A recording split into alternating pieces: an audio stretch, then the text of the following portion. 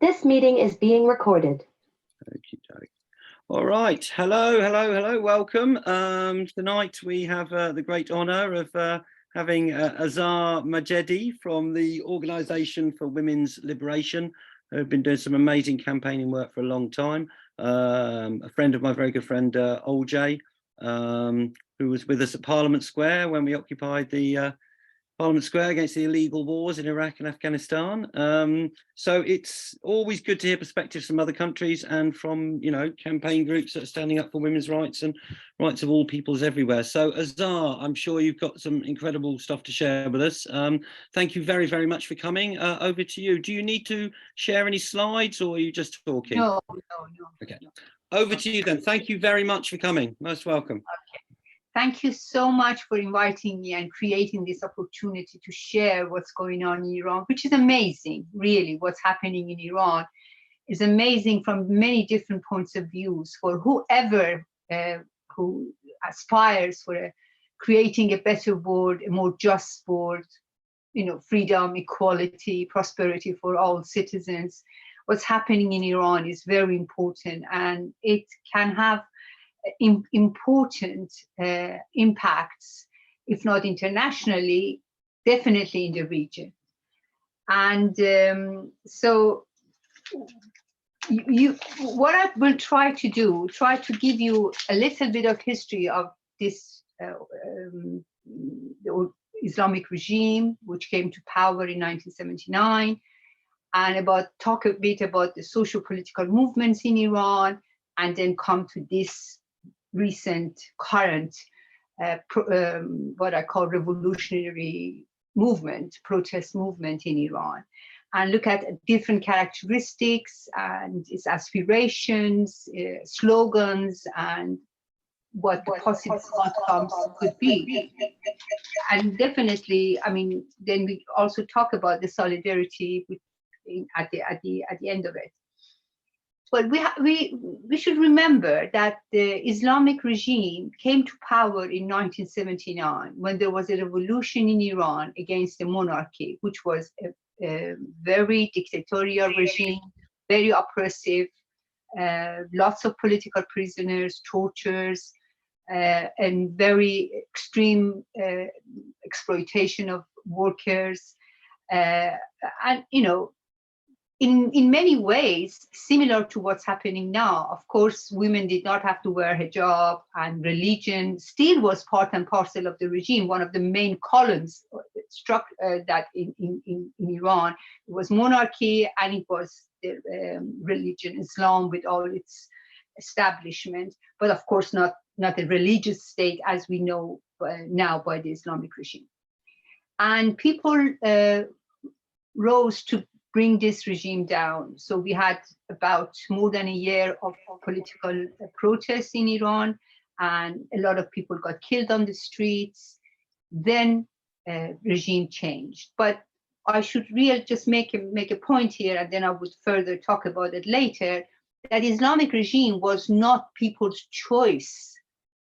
And if people were left to themselves, the outcome would not have been this Islamic regime. What happened, we had a regime change organized by the West, US, and the main, maybe G7 still, I mean, France, Italy, Britain were involved. I don't remember other Western countries.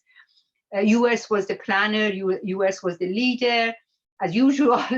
And it was a plan that Carter administration with Brzezinski had, using Islamists in the region to oppose leftist movements, and especially in the Cold War against the Soviet Union.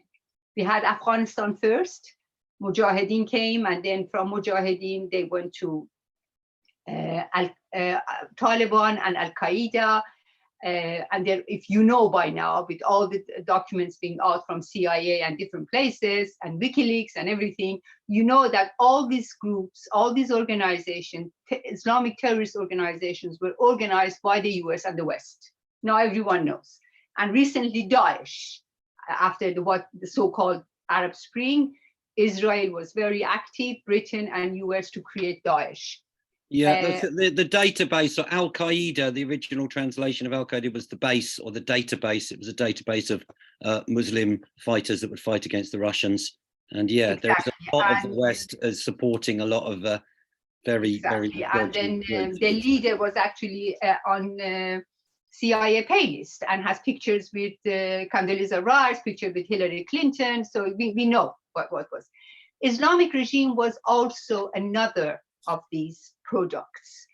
Khomeini was in exile in Iraq at that time, and then when the West realized that the days of Shah are numbered, and the Shah regime was considered the gendarme of the region, was very much into the pocket of US and the West, and so they decided to take him out of the country and bring a regime that would make sure that they still have their, they still have the main rule in the region and against the Soviet Union and against the West. I mean, leftists. Even then, the movement in Iran had a very strong leftist inclination, and there were a lot of leftists in jail, imprisoned by the Shah's regime. So Khomeini all of a sudden was taken out of Iraq. They asked Saddam Hussein to send him out, throw him out of the country for some stupid reasons that no one understood why. He was for 20 years or something, he was in exile in Iraq. He came to France in a chateau in Paris. And then from then on, you had all the Western media every day in that chateau, interviewing him, sending his messages to the Iranian people, BBC, Israel, Voice of America, was Radio Liberty then. And I was in Iran then, and every single day and night, we heard Khomeini's messages to the Iranian people from these radios. And people never listened to the TV and radios of the official TV and radio because it was all propaganda by the regime and censorship. So people went to these radios, and all this stuff they heard for a month maybe or more, I don't remember exactly, it was Khomeini's messages. And all of a sudden, the West called him the leader of the Iranian revolution. And then he was brought to Iran with Air France. And actually later on, we found out that the person who was holding his hand, bringing him down the stairs, was a member of CIA. And some of the people in his entourage, later on, we found out were CIA members. So this was the history then. People didn't know. People didn't know. We were a very small section of the people suspected, like we suspected. I was working with a communist movement then, very small organization. And it was very suspicious what happened. From one day to another, he became the leader of the Iranian revolution. And so then they came and they took over. Of course, women, not all of them, but the ones who were, seeking equality and freedom, like myself, we became very worried that an Islamist is going to, Islamic movement is taking over. So we started organizing, and we were all leftist women. We started organizing, having different organizations for women's rights and women's freedom. First, they sort of said, okay, Khomeini is not going to, be the ruler. He's just going to be a spiritual leader. That was the first thing they said. And we're going to have a secular, not secular, they didn't call it, but not mullahs or clergy, the nicer word for it. We call them mullah. They're not going to be in power, but tie with people with suit and tie, they would rule the country, but Khomeini would be the spiritual leader. But what happened, we had an armed uprising in February, which was organized by the leftist youth. Which year is this? Sorry, Azar. That's 1979, February 1979.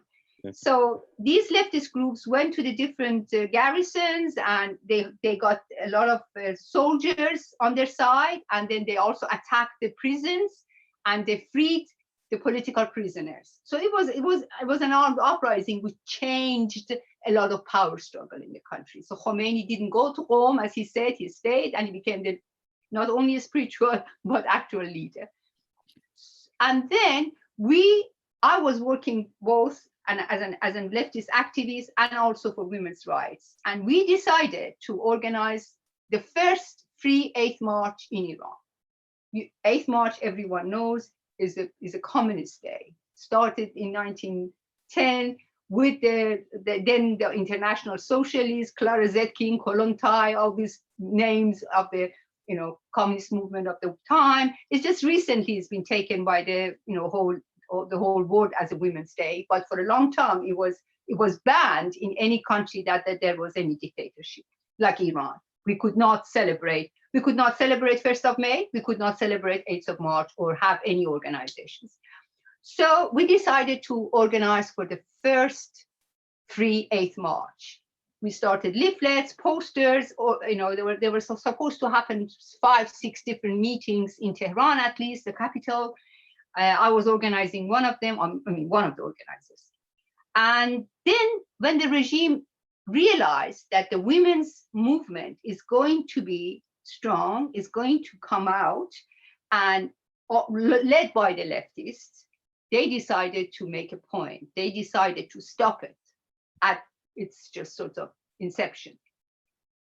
On 8th March, early in the morning, Khomeini gave a ruling that all female public employees have to observe the Islamic veil. It was 6-7 o'clock in the morning. There was people getting ready to go to work.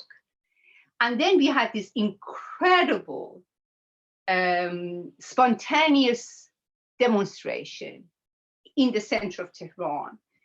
Thousands of women had come to the street. And slogans were incredible. It was a very progressive movement. It was for equality and freedom. It was then stopped being led by the leftists, but we have to notice there were female leftists, leftist women, because many of the leftist organizations of the time, they were populist, anti-imperialist, anti-American. So they were actually a bit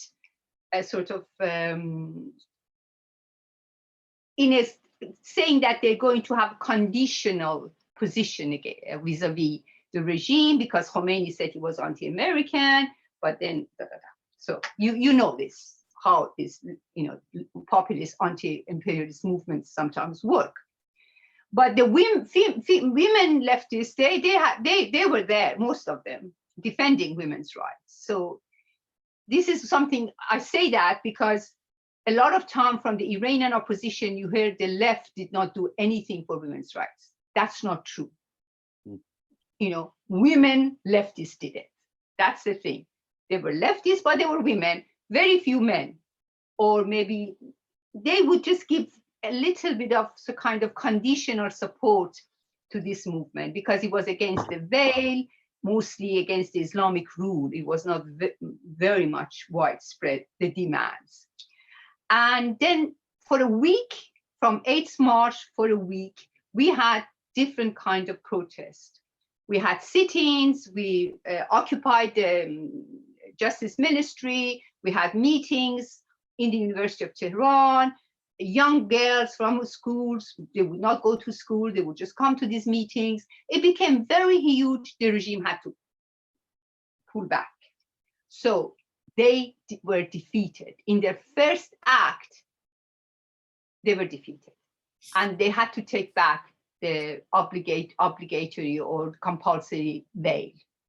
And that was a big victory for the left and a big victory for, progressive movement and for women, of course.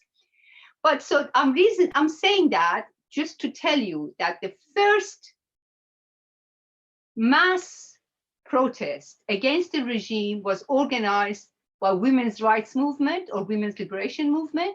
And now again, you look at it 43 years later, this movement is playing a key role. Mm-hmm. So you can see that women's liberation movement has always been one of the important columns of movement for equality, freedom, and a better world and justice in this country, one of the big enemies of the regime. Why is that? Because the ideology of this regime is Islam. Islam, like any other religion, is very much backward when it comes to women's rights and equality and freedom. Christianity has been pushed back in Europe, so you don't see it as much anymore. Just go see Catholicism in different countries. Look at Orthodox Church somewhere else, Judaism and Islam. They're all the same. And but what it is, Islam never has been challenged as Christianity has been in the Renaissance and the movements, revolution, especially in France, the Great Revolution in France in the 18th century. Church and Christianity was incredibly challenged, and in different other European countries, as though they pushed back. But even when you can UK now, still the church is one of the columns. You have monarchy and the church, right? It's not a secular country, Britain. Actually, I think there are only two real secular countries in Europe. It's France and Sweden. Turkey was secular, not anymore, with Erdogan, which is a very reactionary Islamist leader. Anyway, I should make it very quick. So the veil became the banner of the Islamic regime, and consequently, the banner of the Islamic movement in the region. If you look at it now, a lot of young generation wear the veil in the region, whereas their mothers probably didn't even. Like in Tunisia, for example, you had much more, much more secular values, or some other countries under the rule of Islam. And so the veil now, sometimes for many young women in the region, is not worn because of religious reason as much as political reasons, as an opposition to Israel, opposition to the US imperialism, opposition to what the West has done, Afghanistan, Iraq, Yemen, Libya, Syria, I mean, you name it. They've just ruined that whole region. And this is a political gesture. So in Iran, the veil was the banner of the Islamic regime, and gender apartheid, one of the main columns of the regime. So from the day one of the fights on the progressive ground was against the veil, against gender apartheid, for women's equality. And now we see this is the real fruit of it, how incredible, progressive, and radical it is. And I must say that I do not use the term women's movement, but I use the term women's liberation movement. You might call it freedom movement. You might call it, some people call it women's rights movement. But why don't I do that? Because to me, women's movement, it would take as its base that there are women who are fighting. In Iran, women and men are fighting together. I've studied different women's rights movements in the world, from Soviet Union to the suffragette, to what happened in the 60s and 70s, because that has been one of my main work, feminism of different kinds. I don't use the term feminism either, because then you have to qualify yourself, what you mean. There are so many different ones that I do not agree with. So never in the history have you had a women's liberation movement that had so many men involved with all their passion.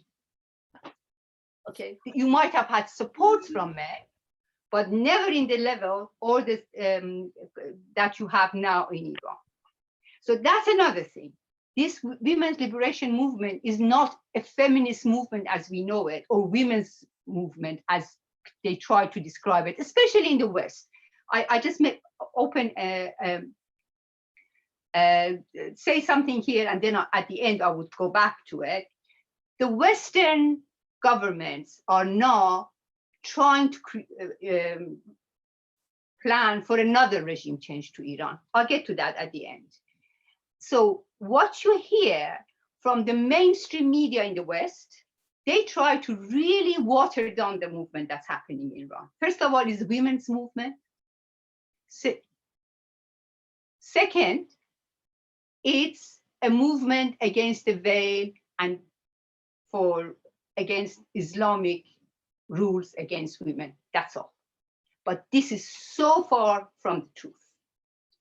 The movement that's happening in Iran is a mass revolutionary movement, having women's liberation movement as one of its important columns, but is a movement for freedom, is a movement for equality, is a movement for justice, is a movement for a better world, is a movement against poverty, is a movement against this harsh exploitation of the workers, is the movement for prosperity for all. And this is what you do not hear from the BBC or CNN or the Time. Now you see Time magazine, I don't know if you've seen it, they put a picture of 3 women from the back going like that, and the heroes of the world. That does not make me happy, because I see the plan behind it, how they're trying to water down that movement that's happening on the streets of Iran. The only slogan that you hear in the West is women, life, freedom, which is a nice slogan, but it can be interpreted in many different ways. But that's only one of the slogans, and it's a slogan that started and people use it. But every single day, you hear slogans for freedom, equality. I think it's important when you have them both together, freedom and equality. Freedom alone could be interpreted in many different ways. Like, for example, you could say, if I have less censorship, if I have, I can dress this way or that way, then they can just say freedom. Like now in Italy, Roberto is here too. You have a fascist prime minister, you apparently have freedom. But in Iran, they're talking about freedom and equality, which is very, very important. And also, this young generation, which is taken to the street, is very aware, very sharp, politically very intelligent, something we were not at the previous revolution. They actually are very suspicious of what's happening in the world, and they know that the West is trying to bring back the previous regime, like a regime like a previous one, with a crown or without a crown, but same kind of very harsh capitalist regime, which is integrated in the international capitalism with the same kind of dictatorship, just the one that. So they were first thinking of Shah's son, who lives in the States. And but very soon, the slogans that people shouted on the streets made them understand that this is not what people are going to take. And the slogan is, this to the oppressor, be it Shah or the leader. Shah, you know what Shah is, the king, the previous one, or the leader, which is Khamenei, he's called a leader. So very clearly, and they say it day and night, they have it on banners put in different cities. They're not kidding. They're telling them, we do not take the previous regime. Don't try that. And then we have it also saying, we don't want mullahs, we don't want Shah. Mullahs is the clergy, the Islamic regime, and the Shah. And this is not as widespread, I must say, but we want councils. So there is a very strong tendencies among the youth, among the workers especially, for a council kind of democracy in Iran, not parliamentary democracy, council, which is a different one, which is much more leftist, which there's more involvement, everyday engagement and involvement of the people, of the masses, and you can recall anytime you don't want your representative. There are different things involved. There's no time for me to get into that, but it would be good to hear more about that point. It's always, maybe later on, but it's always good to hear what movements really do actually want to manifest.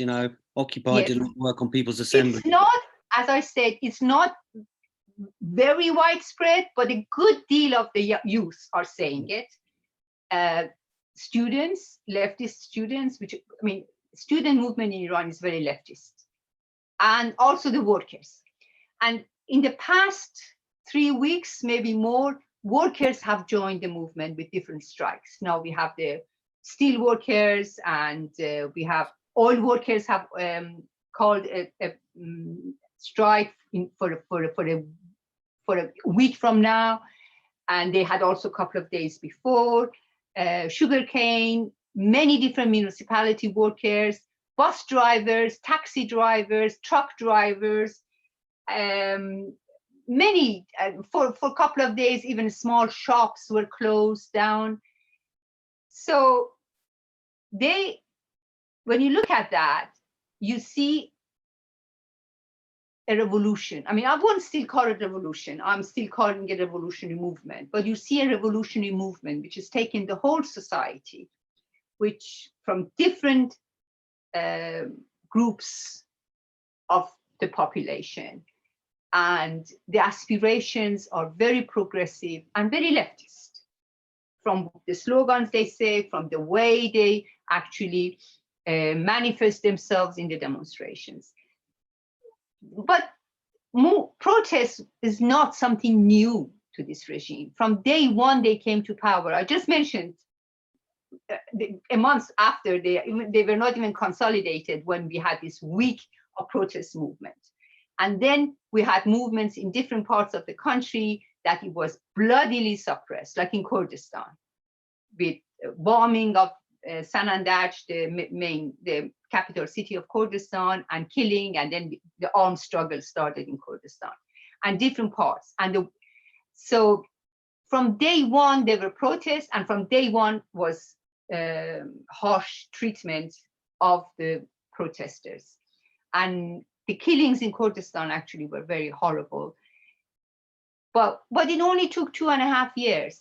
By June 1981, the regime organized a coup d'etat-like movement, if you like. It was in power, but it was very much like when there's a coup d'etat, like Pinochet's in Chile. They rounded up.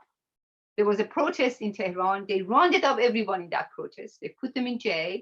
They went house by house, rounded up anybody that they thought was opposition, of course, youth, even kids.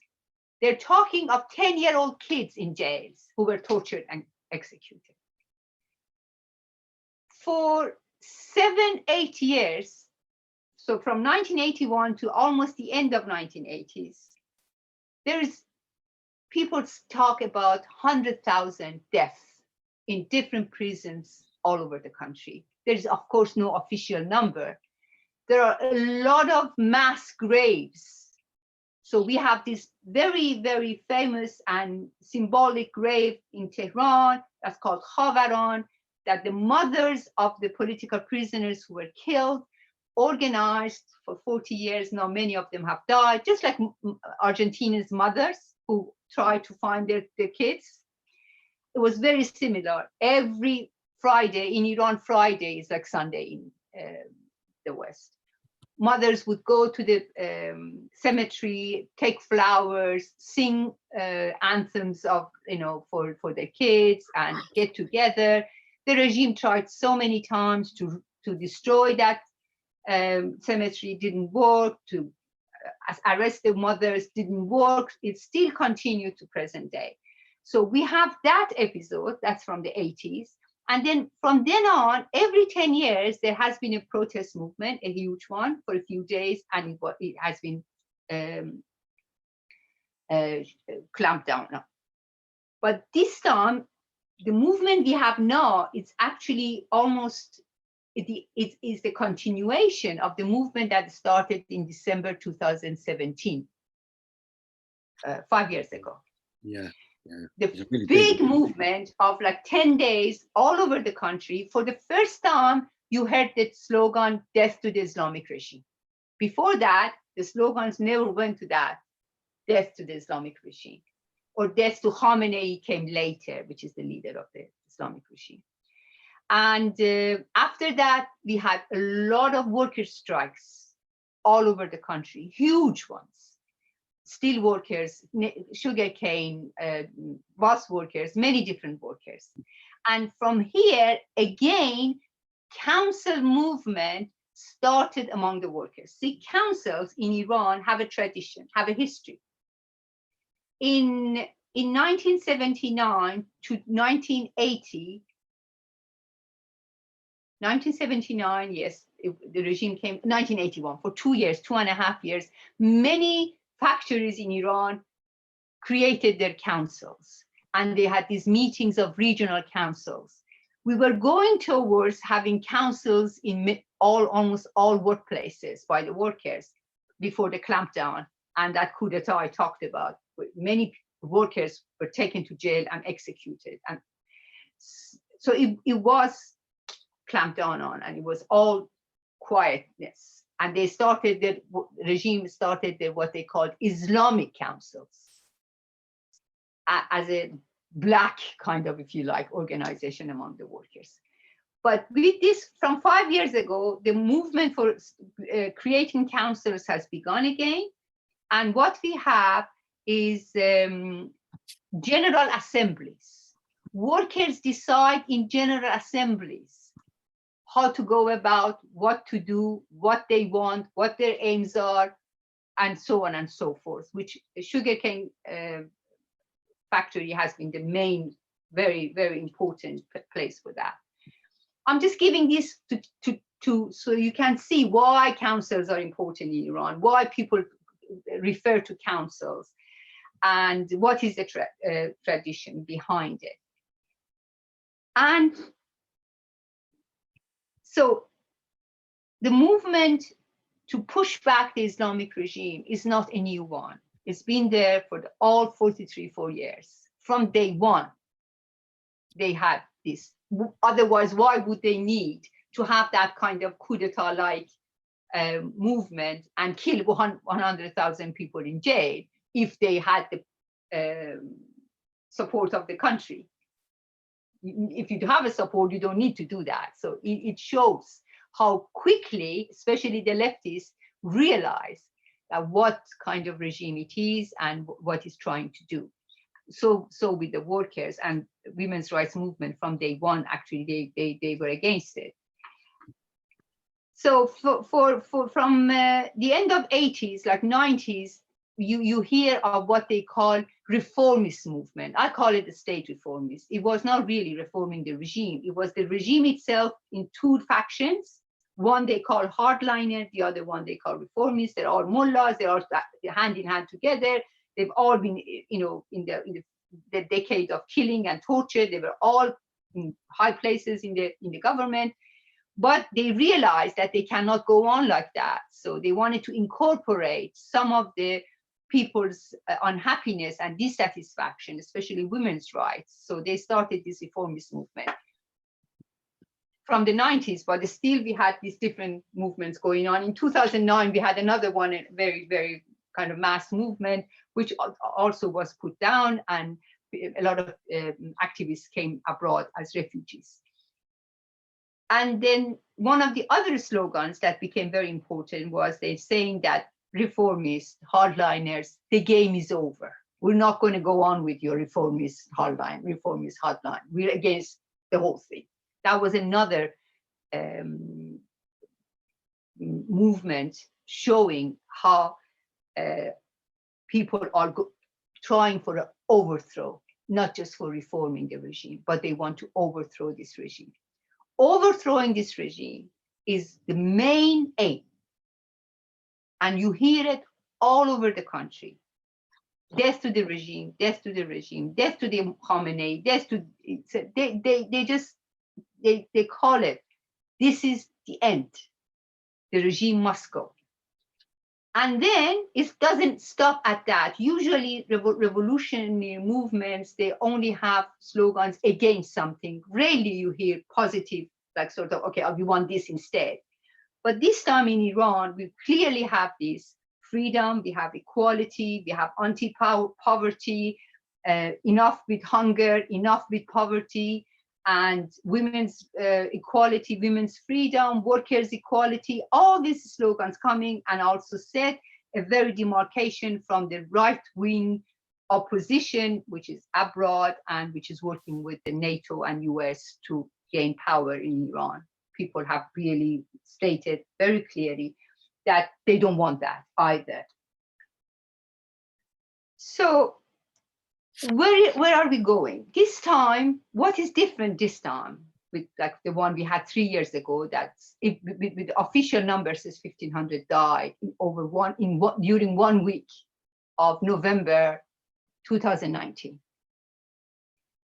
1 week, and then they put it down and then started again. What the difference is this time, first of all, now it's 3 months, and not only doesn't stop, it's getting wider, is very widespread. It is almost every city and town of the country, even some villages, you see it happening. It's very radical, and I'm using radical in the old positive sense of the word, not the sense they use now. Radicalism they use now as something bad and extreme terrorism and stuff. This ruling ideology, they try to change every word for their own benefit. Radicalism, I mean in the old good sense of really wanting to get to the roots of it and change. And then also the slogans are different. As I said, freedom, equality, opposing the very clearly death to the regime, and also opposing the right-wing opposition in exile. And the role of women's rights movement, which is very important. And so that's why I tend to call it a revolutionary movement, because I see it's just growing. It's growing in different ways. It's growing not only in number, but also in the spirit and in their understanding, in their insight, in their slogans. It's growing very, very quickly. This is what a revolutionary period is. Things happen very quickly. You guys have never been in a revolution. I've been active inside and now following one from outside. So you can see things move very quickly. Things change very quickly. You know, sometimes you feel like you cannot catch up with it, the way it just from the action rolls on and moves from one stage to another stage. And this is what we're witnessing now in Iran. And I think this movement in many ways is much more progressive than many movements we have seen in the past 20, 30 years, especially in the region. Of course, anytime people under dictatorships with a lot of hardship and very poverty and all of that, when they rise, they want a better world. No doubt about it. When workers come to the street, people come to the street, they want a better world. They want justice. They want a freer world, a more equal world. But not necessarily they can formulate themselves or articulate themselves in that way. The difference with the movement happening in Iran now is they're expressing it in that same way. They're expressing their progressive, and they're expressing what exactly they want. They're giving you a scheme of what a design of what kind of state and what kind of country they want. Something, for example, which was totally absent in 1979 revolution. And from what I followed, the 2010, 2011, North Africa and the Middle East, in Syria and different places, was absent there as well. But here in Iran is really stage more developed in that sense. And this movement would have a very, very important impact and influence in the region, both at the sense of a very progressive, freedom-loving kind of movement, which would have its effects. Also, it's going against Islam as an ideology that have put down people in that region for decades. And as how the West has, people here, they think, oh, people there are backward. They're, this is the, no. What you see as religious states or Islamic terrorist movements, they have been made, created, supported, and pushed on people by state terrorism of the West. We just mentioned Al-Qaeda, we mentioned Taliban, we mentioned Daesh, we mentioned Mujahideen, we mentioned Islamic regime in Iran. all of them are the products of the West. I think So behind a lot of this is the oil, and there's a big oil story of oil is one of dictatorships them, being but propped up by oil. One of the questions was, how can we actually help the movement that's happening there? And just to say, Azar, this is incredible info. At some point, I think a few people might have a few questions, but carry on with your flow there. It is important. I know it's created a lot of this. Yeah, there is so much to talk about. Anytime I try to, it's difficult just to give you a picture of what's going on. But one thing I say, Brilliant. This movement, I believe it will come to have the same kind of impact and role of the great French Revolution of the 19th century, 18th century, what it did to the church and Christianity. This revolutionary movement in Iran would do the same to Islam and Islamic, then as a result, Islamic terrorism. It's going to help outroot it. In Iran, it's going to be outrooted, at least for decades, till they can bring it back. People, see, burning the veil, you know, men and women together on the streets, hand in hand, they burn the veil. This is a country under Islam that lashes you for not wearing the veil, lashes you if you're with a man you're not married with. In this country, under this rule, girls and boys, hand in hand on the streets, shouting slogans for freedom and equality, burning the veil, and there's something else, throwing the turban. You've seen it in different ways, probably pictures. Mullahs have something called turban on their head. Women and men, a lot of young women, they go and throw that turban away and escape. So they're going to the root of an ideology which has oppressed them, suppressed them, if not longer, for this past 43 years. So in Iran, we will definitely have religion completely, Islamic ideology completely pushed to the side, at least for a couple of decades. Till then, if we do not have a revolutionary country, they would try to bring it back. But until then, and that's going to have an impact in the region as well. So what it is, the outcomes, if people can manage to overthrow this regime and take the power in their own hands, as councils they talk about, we would have a completely different society with widespread freedom and equality, but of course very difficult to keep because of the Western influence and Western likely even military attack. Biden just recently said that if he needs to, he's going to get military involved. We just had sort of drills with Israel and US air drills against Iran. So they are beginning. One, regime change, writing scenarios with all this mainstream, and also militarily they're getting ready that if it need be, they would get involved. So this is what's going to happen. So it's important to support it, of course. There are demonstrations and protests in every big cities in Europe, in London, Oslo, everywhere. You could get involved in those demonstrations. And also, I mean, financially, you asked me once, it's not easy now to get money and send money to people who need in the protests. So for that, we have to wait to see how we can do it. Of course, trying to throw out the so-called Islamic regime from the labor organization, what's it called? I forgot the name. And trying to push back, not sanction. I'm totally against sanctions, because sanctions first and foremost make people suffer.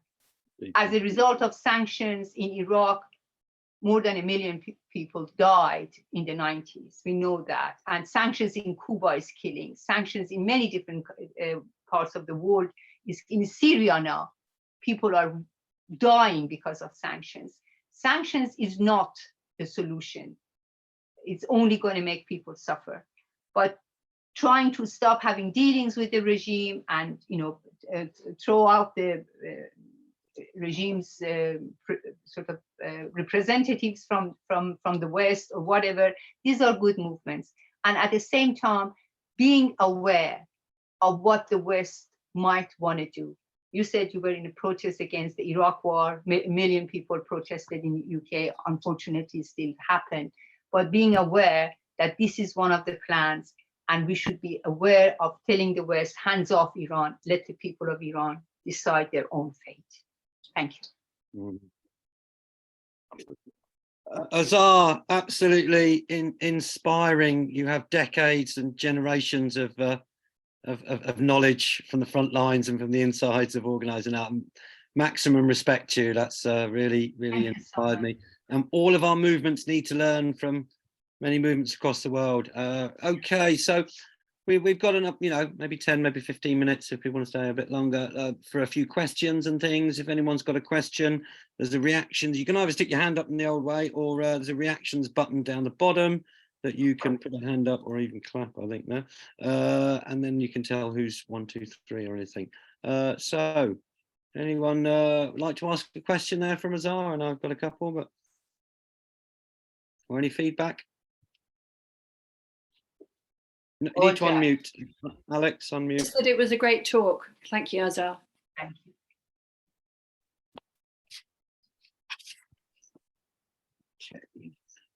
you. Any others stick your hand up? Sorry, what was that? Yes, it's me, Phoenix. Hi. Sorry, something is wrong with my hello everyone. Nice to see you all. Hello, Azar. Very nice to see you again. Nice to see you. I just wanted to ask, as we know, in the last few days, the regime there started getting more violent and aggressive, and they've executed 2 of the protesters, didn't they? So that is obviously very upsetting news.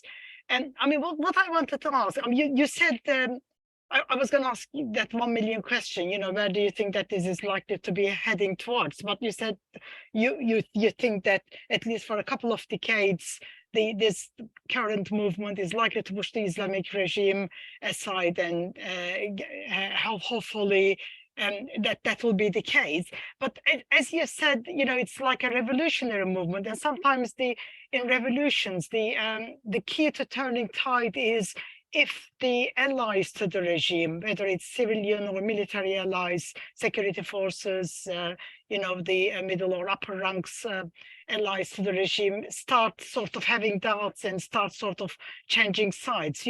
Is there any sort of sign of it?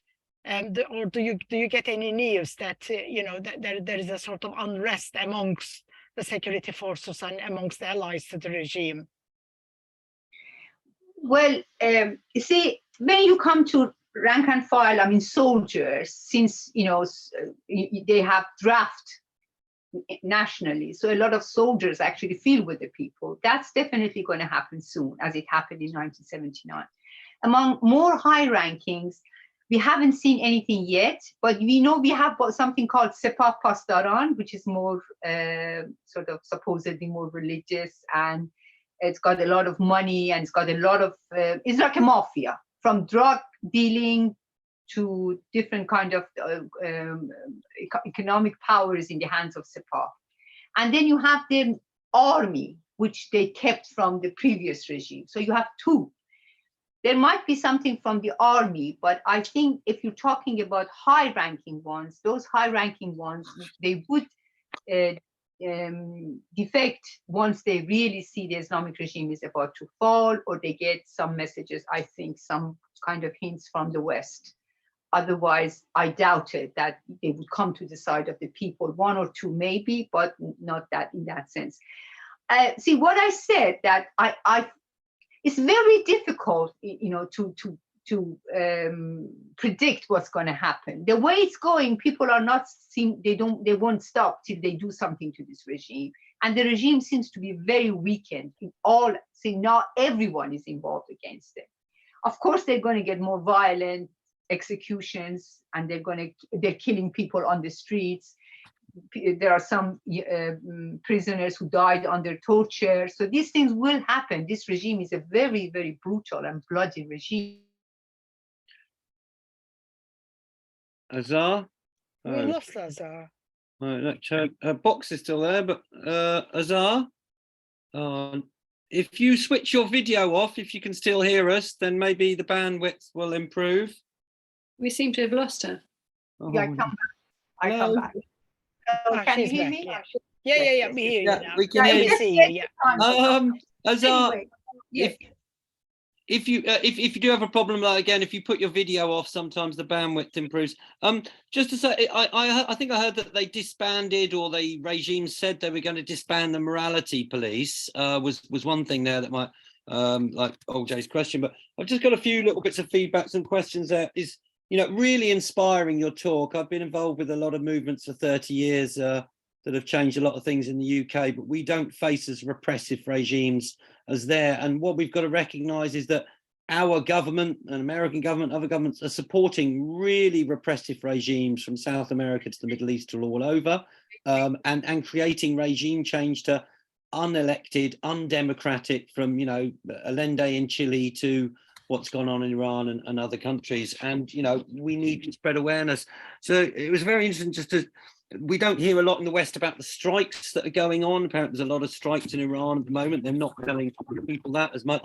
And like you said, it really is, we want to support the Iranian people deciding what they want, rather than some manipulations from the West to these color revolution type things. The new phrase you shared with me there is gender apartheid. And in some countries, under certain religious regimes, it gets quite extreme.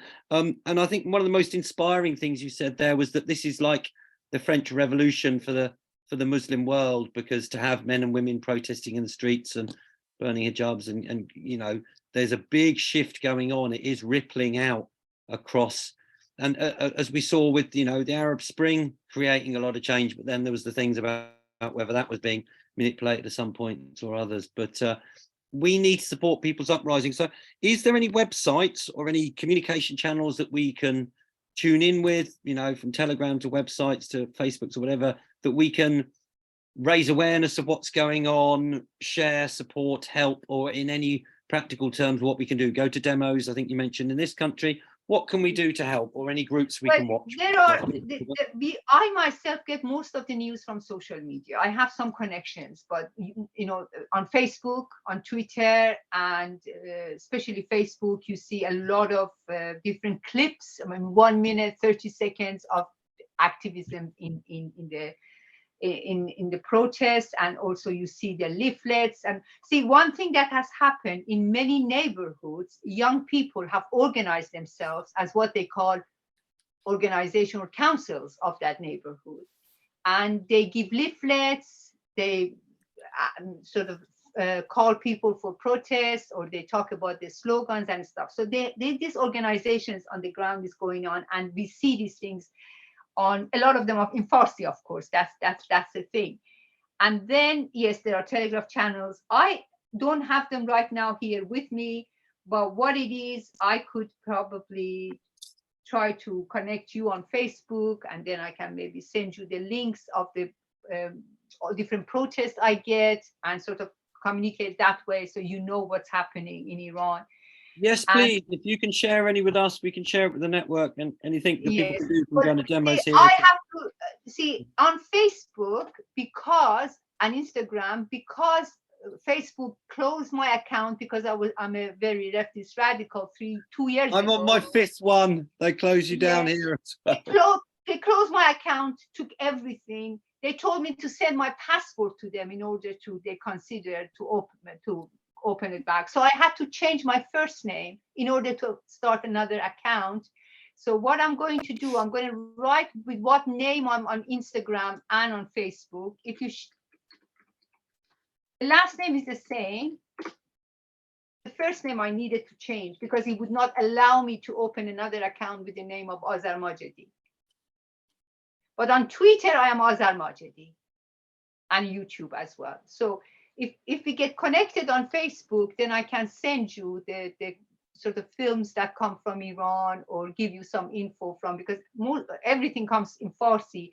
And what you read in the mainstream media like Time Magazine, Newsweek, Guardian, or hearing on BBC, CNN, they're all just this sort of very limited and watered down and picture of women on the street against the veil.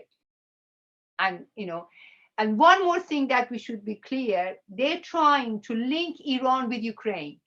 And in my wildest imagination, I don't understand what the hell should be a link between Iran and Ukraine. I know Ukraine is a proxy war for the US and NATO. Then are they going to start a war in Iran? Is that what they keep giving prizes to Zelensky, and there's a female CIA employee from Iran working for CIA called Masih Alinejad. She's just been to White House. She's just been to Elysee Palace meeting Macron, and she's one of the regime change stooges, and they keep giving her award in different US and also Zelensky. They both coming to different meetings. There was a meeting, security meeting in Halifax, Canada, totally military meeting because it's about security. These people were there. This woman with a couple of other Iranians were in that meeting. Why?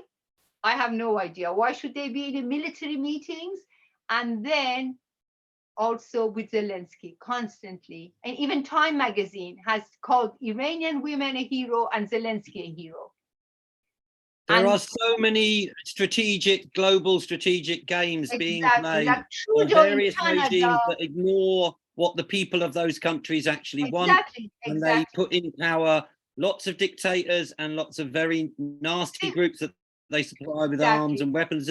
That's one of the things that come for me from this talk is, and chatting to you before this is, we have to realize that our countries have supported putting in, we claim to be, the democratic West, but we have supported undemocratic, unelected, dictatorial regimes from South America.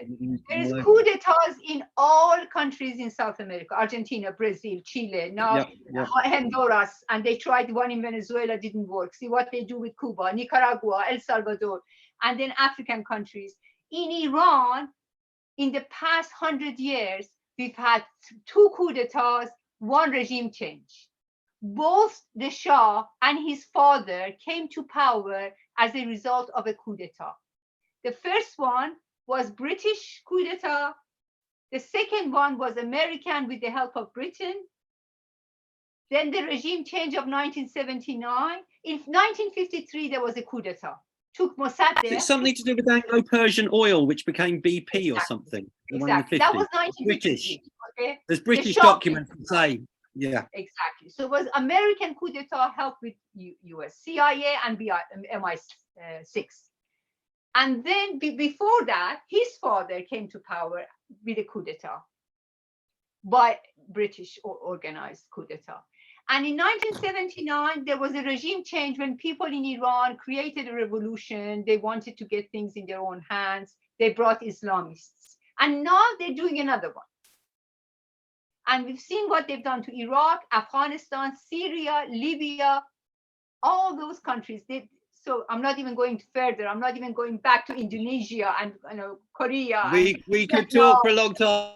Yes, exactly. There was a plan by General Wesley Clark said from the Pentagon around the time of the Iraq war, said there is a plan in the Pentagon to start 5 wars. And I think it was Iraq, Libya, Syria, Iran, and maybe oil is just one of the things. It's the monopole world, that the new world order after the collapse of the Soviet Union, US wanting to be the bully of the world, the only and the leader. So they create all these wars in order to actually create that situation and become that power. Now they're doing it again. The arms industry. We could carry on for a long time here. As absolutely amazing. I was just going to say, usually we finish about the 8. We've gone a bit over. I'm happy to carry on chatting for a bit, but I don't know about others. Do other people here want to ask any questions or any feedback to Azar before we kind of wind up, and we can chat on for a bit? Any feedback for Azar? Sending some love. Thank you so much, Azar. Thank you so much. It was lovely to meet you all. Thank you for creating this opportunity. So if we connect on Facebook or whatever, I can send you more info. Okay. Thanks a lot, Azar. Thank you, Sarah. Thank you so much. It was lovely to see you all. Thank you. All right, we'll connect on Facebook, and any groups you tell us we can network or events, we will put them to the main CC chat. And thank you so much. We need to go beyond borders and support, you know, people who want to change in their own countries, and anything we can do to help, please let us know. Thank you so much, Azar. Thank you so much. Bye. Thank you, Azar. Thank you. Bye. Nice one. Thanks, guys. Take care. Big Bye. love. Nice to see you, OJ. Nice to see you, Phoenix. Bye. Mate. Take care, guys. Right, I'm going to stop the recording. Phoenix, is it just you and